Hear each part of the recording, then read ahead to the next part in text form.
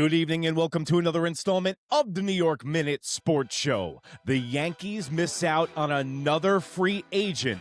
IMAI goes to the Astros, and I'll explain why the Yankees are a joke in Major League Baseball right now. It's New York Minute Sports. It's New York sports for New York nuts. Don't forget to like. Don't forget to subscribe. Let's go! Well, there you have it, folks. Another one bites the dust. IMAI goes to the Astros. And first of all, this isn't sour grapes. I did not want IMAI to begin with. Now, let me mention some of the reasons I did not want him. I think he's undersized. He's a small guy, 27 years of age, flamethrower. Yes, it looks sexy from the outside, right? But he's got a lot of mileage on his arm. He's already been pitching for about 8 to 9 years. In the Japanese leagues, they break these kids in at 18, and their careers end pretty soon. The markets seem to dry up on IMAI also, and Japanese players come from six-man rotations. Just talk about the Mets and Senga and not being able to keep him healthy because he was the product of a six-man rotation. Then you got to go back in the Wayback Machine, let's say 2 weeks ago, when there was reports from Jeff Passan, anybody in baseball, that IMAI was going to dictate 8 years and $200 million. And for that price, I was like, no way the New York Yankees could ever do that. Like throwing around another Carlos Rodon contract, not a good look for the New York Yankees. Too many question marks on a guy that we haven't seen pitch to Major League Baseball hitters. The Yankees and the Mets reportedly in the Post, all over New York sports media, not here, that the New York Yankees and the Mets were all in on this guy. There was reports up to 2 days ago, 8 years, $265 million for the New York Mets. Well, those reports, they came and they went, just like the ball dropping last night, New Year's Eve in Times Square, because the Houston Astros signed IMAI today. Now, it's kind of like the chick I blew off, and now she's with a guy that I know, and I kind of want her, to be honest with you, because the Houston Astros, they didn't sign him for 8 years and $265 million because guess what? The Houston Astros don't get taken to the cleaners. They take people to the cleaners.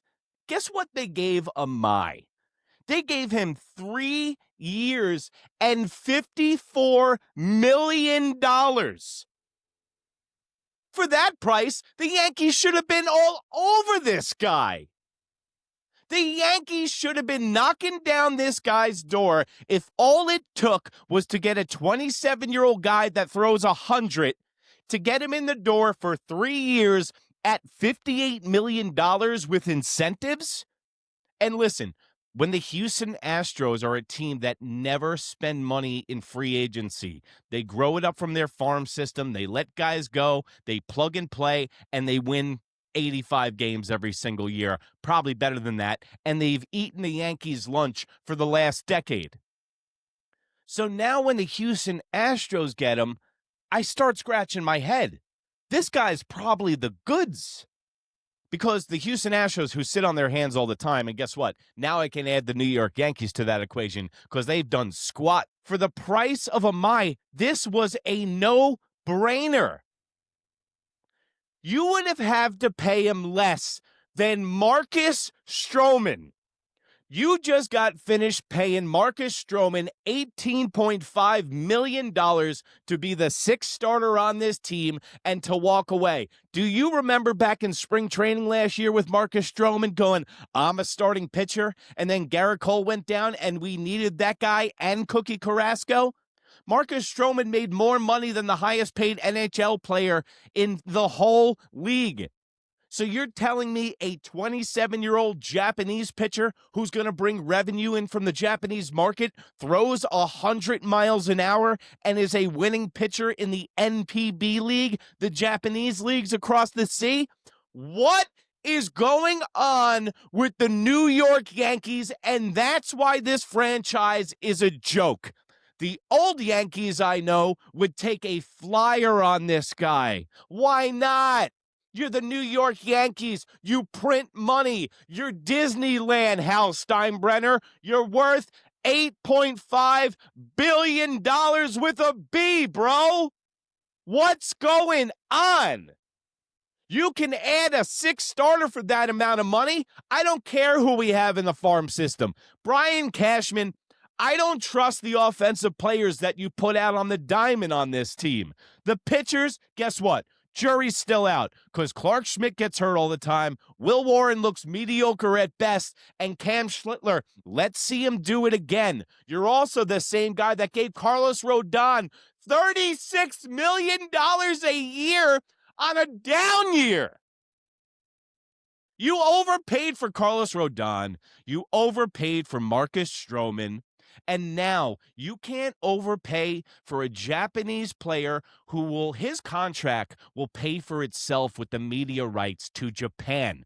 It's a no. How do I know this? And the front office of the New York Yankees doesn't know this. Because guess what? There's no signs of life coming out of Yankee Stadium, guys. It's 2026, and we have nothing to show for this free agency, guys. We need to be honest with ourselves, Yankees. I think we're turning into the St. Louis Cardinals, where we're going to work it up from the farm. We're going to give you two guys, Garrett Cole and Aaron Judge, and I hear their window closing as we speak. It's going to be like what the Knicks did. They give you two big names. They throw them out there. They pack the house every night because Yankee Stadium has become a destination spot. When you come to New York now from out of town, you got to go to the stadium before you leave. Since the Yankees signed Alex Rodriguez, they average anywhere from 3.5 to 4 million fans a year in the Bronx. What is the incentive to get better? These guys haven't had a losing season in 35 years. But the New York Yankees franchise, I got a question for you guys. Do you want to be the Atlanta Braves of the 90s? Have 90 wins every single season and only have one chip to show for it in 20 years? Do you remember how many divisions that Atlanta Brave team won? So the New York Yankees are different. And we need to get over with it. It's time to face facts. This is reality. The New York Yankees are a mom and pop shop owned by the Steinbrenner family. They make all of their revenue from baseball. They don't want to take any more risks with a looming strike. And on the heels of a pandemic where they lost a whole year of revenue, these are converging on each other. And now, let this sink in. The New York Yankees are getting left behind in Major League Baseball. The New York Yankees are not ahead of the curve in anything. Analytics, farm system, front office, international signings, international scouting. We just had our top Dominican prospect jump to the New York Mets because of Juan Soto. We watched guys leave our franchise to go to the Mets. You're starting to see a paradigm shift in New York baseball. Uncle Stevie Cohen has deeper pockets than anybody. Uncle Stevie Cohen just got a casino next to Citi Field. A conglomerate media corporation owns the Toronto Blue Jays in your division. The Los Angeles Dodgers are rewriting baseball right now. They're playing three-dimensional chess while the New York Yankees are playing Pictionary in their parents' basement. Now the latest on Cody Bellinger and Kyle Tucker. They're asking way too much.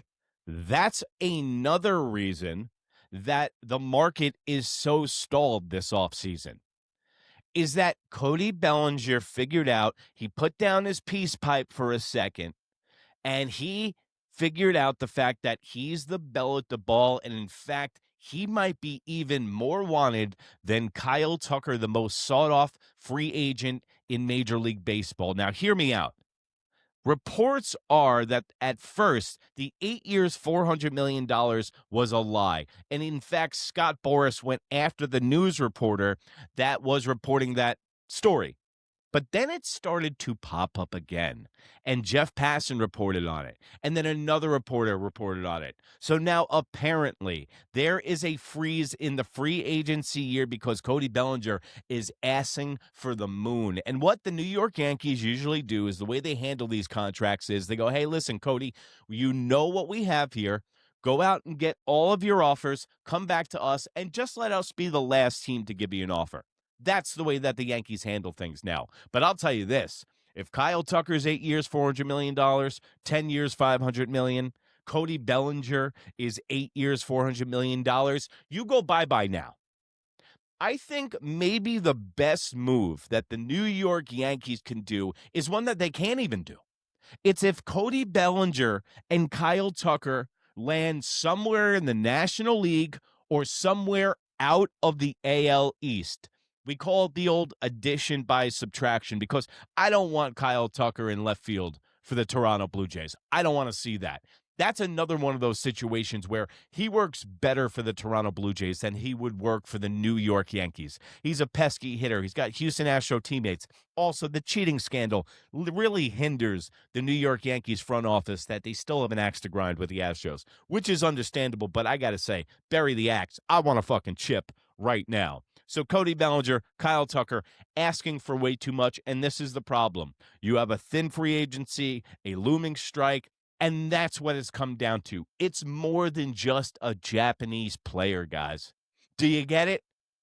I hope I'm making sense here because it's a big picture kind of thing. And that's what I do here on New York Minute. And if you're joining us in the new year, I'm going to be reporting Major League Baseball, New York Jets, everything in sports right here on New York Minute Sports. I know it says New York Minute Sports, but guess what? I'm a New York nut about all sports, baby. And if you get a chance, put that notification on. Don't forget to like. Don't forget to subscribe. And remember, it's New York Minute Sports. It's New York sports for New York nuts. If you can't be good, be bad, baby. Good night, Canada. Bye.